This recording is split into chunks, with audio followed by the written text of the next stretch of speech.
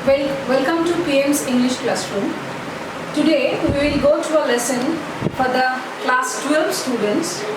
We know that the students in our school and all over West Bengal, it seems all over India, they are in lockdown situation. So we will have to start our class at home, and therefore we will start with a lesson, and that is a a poem from Shakespeare, and the name of the poem is Shall I Compare Thee to a Summer's Day. So as my students are all of them are from Bengali medium background, so I will explain all these lessons in Bengali version and I will read in English. Okay, so let us start with the text. I think all of you have the textbook with you, and we will start with the text Shall I Compare Thee to a Summer's Day by William Shakespeare. All of us we know that William Shakespeare is a famous English poet as well as a sonneteer. আমরা শেক্সপিয়ারের অনেক গুণাবলী সম্পর্কে জানি। তিনি dramatist ছিলেন, তিনি English poet ছিলেন, কিন্তু তিনি একাধারে খুব ভালো সনেটও লিখতেন। আমরা আজকে যে সনেটটা পড়ব সেটা শেক্সপিয়ারের সনেট নাম্বার 18, যার নাম হচ্ছে shall I compare thee to a summer day. তো শেক্সপিয়ার সনেটের যে বৈশিষ্ট্যগুলো আছে আমরা একবার দেখে নেব। আমরা পেট্রাকান সনেট সম্পর্কে জানি, শেক্সপিয়ারিয়ান সনেট সম্পর্কে জানি, আর স্পেন্সারিয়ান সনেট সম্পর্কেও জানি। তো শেক্সপিয়ারিয়ান সনেটের যে স্পেশাল বৈশিষ্ট্য সেগুলোর মধ্যে আগে আমরা জানি সনেট মানে কি। সনেট মানে হচ্ছে 14টি লাইন সম্পন্ন একটি কবিতা, যার মধ্যে 14টা লাইন থাকে। তো শেক্সপিয়ার সনেটের যে বৈশিষ্ট্য সেখানে 14 লাইন থাকে, কিন্তু কিভাবে থাকে সেটা আমরা দেখব। শেক্সপিয়ারিয়ান সনেট থাকে 3 কোয়াট্রেন্টস। আচ্ছা, আগে বলে নিই কোয়াট্রেন্ট কথার মানে হচ্ছে 4টি লাইন যুক্ত একটা স্ট্যাঞ্জা। তাই শেক্সপিয়ারিয়ান সনেটে থাকে 3টে কোয়াট্রেন্টস আর একটা কাপলেট।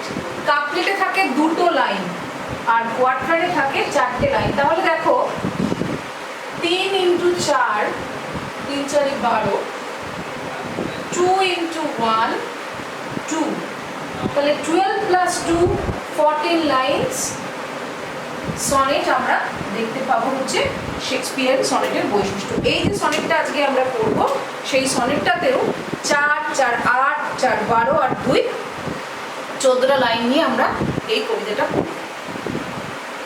প্রথমেই আমরা দেখছি শেক্সপিয়ার একটা ইন্টারোগেশন দিয়েছে in the very first line of the poem. What is that? Shall I compare thee to a summer's day? আমি কি তোমাকে কম্পেয়ার করতে পারি একটা উষ্ণ দিনের সাথে? অর্থাৎ গরমকালের একটা দিনের সাথে কি আমি তোমাকে কম্পেয়ার করতে বা তুলনা করতে পারি? প্রথম দেখো একদম প্রথম লাইনেই there is a interrogation mark, অর্থাৎ একটা জিজ্ঞাসা চিহ্ন রয়েছে। অর্থাৎ শেক্সপিয়ার কাউকে জিজ্ঞাসা করছে কাদেরকে?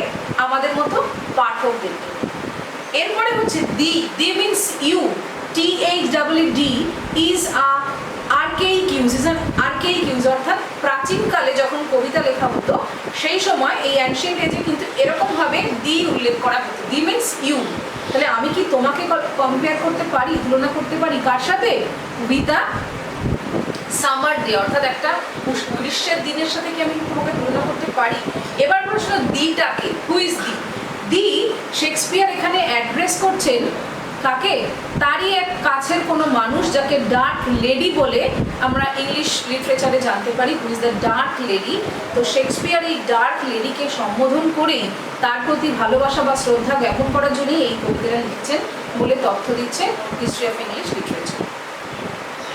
সেকেন্ড লাইনে আসছে দেখো, thou art more lovely and more temperate. Thou means you, you are more lovely and more temperate. তুমি, দ্য ডার্ক লেডিকে উদ্দেশ্য করে বলছে, তুমি অনেক বেশি লাভলি, অনেক বেশি টেম্পারেট। কার থেকে?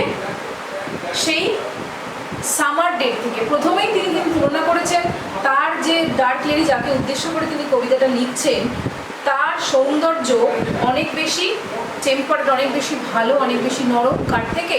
সামারের থেকে।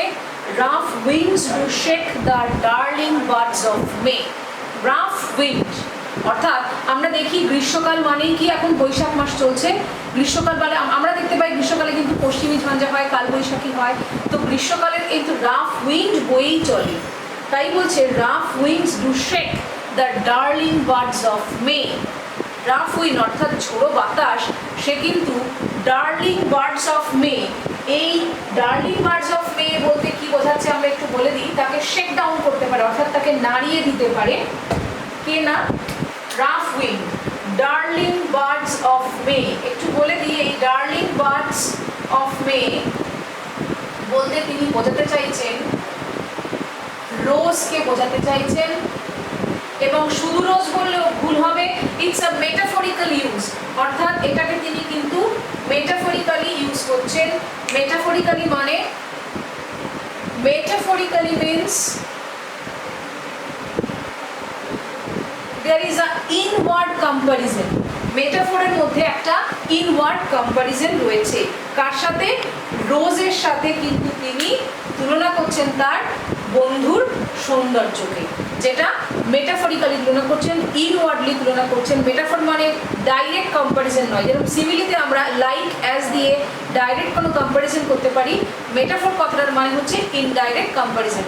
তাই তিনি ইনডাইরেক্টলি কম্পেয়ার করছেন ডার্লিং বার্ডস অফ মের সাথে the beauty of his friend, তার ফ্রেন্ডের বিউটিকে তুলনা করছেন।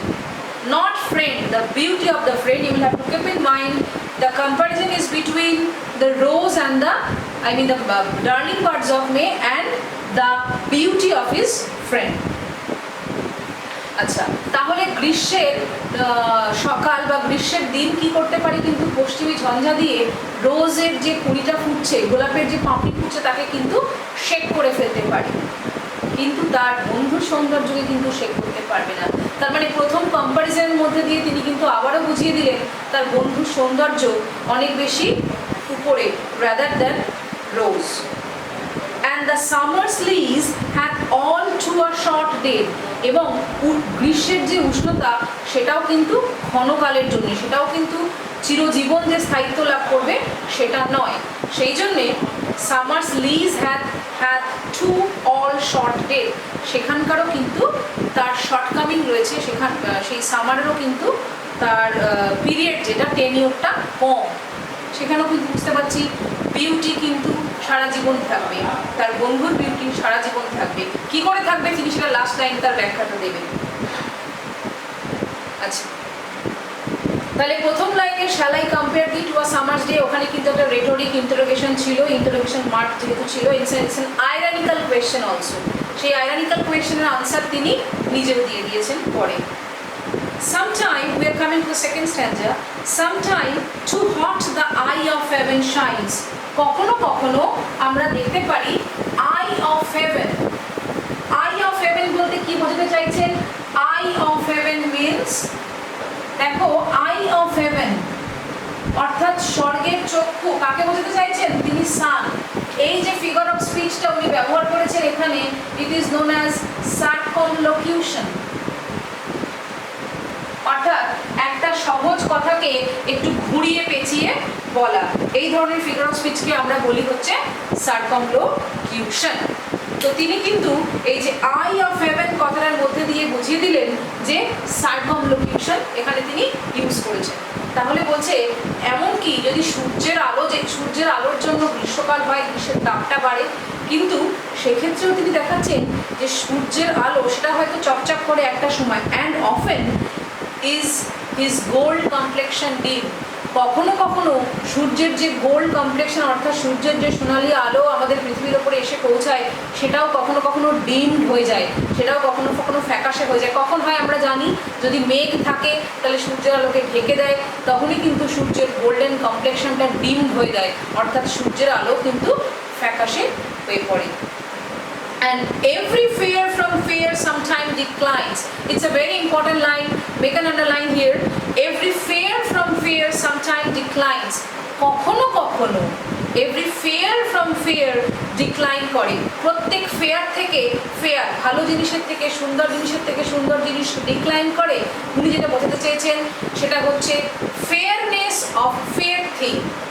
অর্থাৎ একটা জিনিস দেখতে সেটা খুব সুন্দর, অবশ্যই তার মধ্যে সৌন্দর্য রয়েছে, তার জন্য সেই জিনিসটা দেখতে সুন্দর। তাহলে প্রত্যেক সুন্দর জিনিসের থেকে কখনো কখনো তার সৌন্দর্য খসে পড়বেই with the gradual passing of the time. সময় যেতে থাকে, মানুষের সৌন্দর্য বা যে কোনো জিনিসের সৌন্দর্য আস্তে আস্তে কমতে থাকে। সেই জিনিসটা যদি ইহজাগতিক বস্তু হয় তবে তার সৌন্দর্য সেটা নস্যাৎ হবেই, একটা টাইম সে আস্তে আস্তে কমতেই থাকবে। তাই প্রথম fair is termed as fairness, দ্বিতীয় ফেয়ার সেটা হচ্ছে ফেয়ার থিং এর কথা বোঝাচ্ছে। তাই প্রথম ফেয়ার হচ্ছে আমরা দেখতে পাচ্ছি it's a noun, fairness.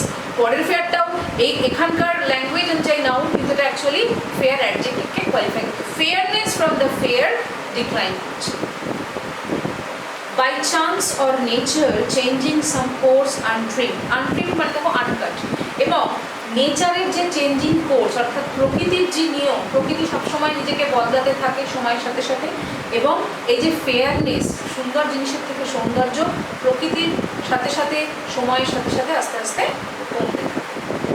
But thy eternal summer shall not fade, কিন্তু তোমার অর্থাৎ তার সেই ডার্ক লেডির যে ইটার্নাল সামার, তার জীবনের যে চির গ্রীষ্ম, চির গ্রীষ্ম means summer is compare to the beauty, অর্থাৎ তার জীবনের যে চিরকালীন যে সৌন্দর্য সেটা কখনো ফেড হবে না। কেন ফেড হবে না আবার উনি সেই লাস্ট লাইনেই ব্যাখ্যাটা দেবেন।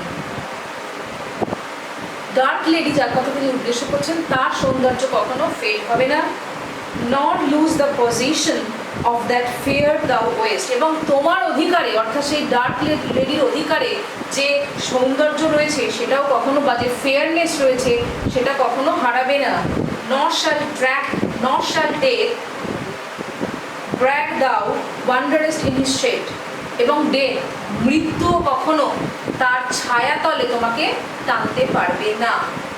When in the eternal lines to thou crowest, এইবারে তিনি সমস্ত কথাগুলোর উত্তর দিচ্ছেন কেন সেই কবির বন্ধুর অর্থাৎ ডার্ক লেডি যাকে উদ্দেশ্য করে তিনি কথাটা বলছেন তার সৌন্দর্য কেন ফেড হবে না, তার একটা কারণ তিনি বলেছেন when in the eternal lines time to grow thouest, time thouest growest, অর্থাৎ তোমার যে সৌন্দর্য, কবির যে সৌন্দর্য, কবির বন্ধুর যে সৌন্দর্য সেটাকে তিনি নিহিত রাখতে চলেছেন তার এই কবিতার মাধ্যমে। তিনি তার কবিতার shall I compare thee to a summer's day, এই কবিতার মধ্যে দিয়ে তার বন্ধুর সৌন্দর্যটা কতটা ভালো সেটা তিনি লিখেছেন। সুতরাং মানুষ পড়বে, সৌন্দর্য সম্পর্কে জানবে, আজীবন ধরে তার সৌন্দর্য থাকতেই এগোতেই, মানে তার সৌন্দর্য পৃথিবীর মানুষের সাথে সাথে চলতে থাকবে, মানে কখনো শেষ হবে না, নস্যাৎ হবে না।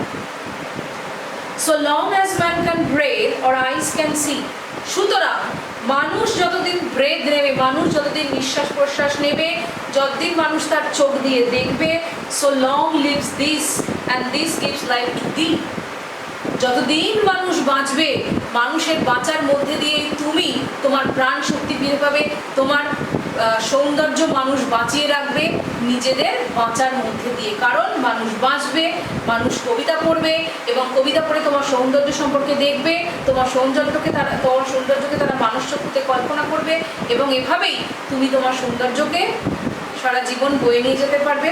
কার মাধ্যমে না, কবির এই অনবদ্য সৃষ্টির মাধ্যমে। এটা গেল কবিতার একদম জিস্ট।